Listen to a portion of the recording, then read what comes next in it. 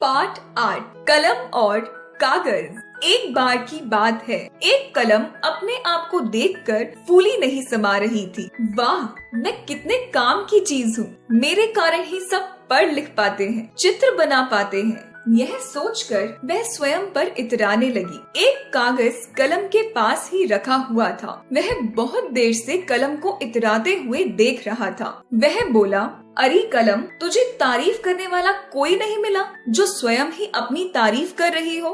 कलम ऐंठ कर बोली, तुझे क्या मतलब, तुझे तो कुछ आता नहीं है ना। हा हा, तू तो ठहरा अंगूठा छाप। कागज हंसकर बोला, मुझे अंगूठा छाप कहती हूँ, पहले खुद को तो देख लो।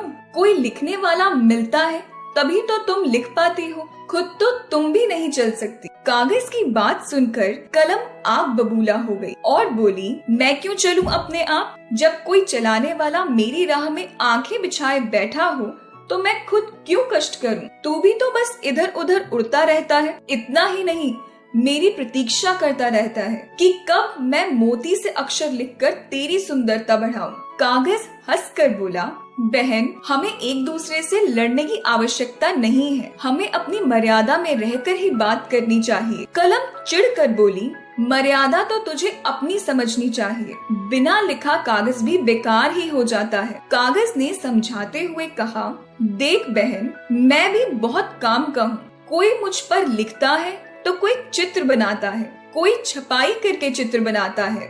इतना ही नहीं, छोटे बच्चों को यदि नाव चलानी हो, हवाई जहाज उड़ाना हो तो वे मेरा ही प्रयोग करते हैं। मैं कभी अखबार के रूप में तो कभी पत्रिका के रूप में घर घर में जाता हूँ। मैं हर रंग में मिलता हूँ, चाहे तो सजावट का काम ले लो या खिलौने बना लो। कलम गुस्से से बोली, यदि मैंने अपनी नोक चुभो दी तो तू तुरंत फट जाएगा। मैं फट जाऊंगा तो तू कहाँ लिखेगी। कागज हंस कर बोला।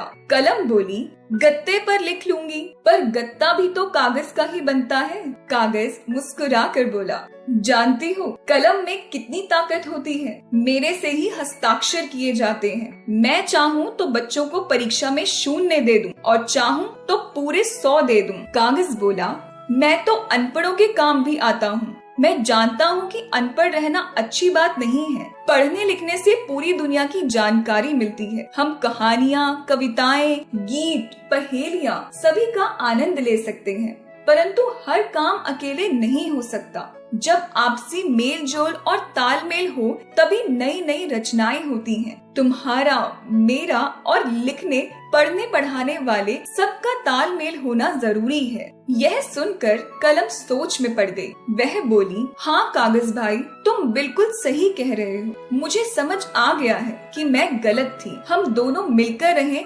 तभी सबको लाभ मिलेगा।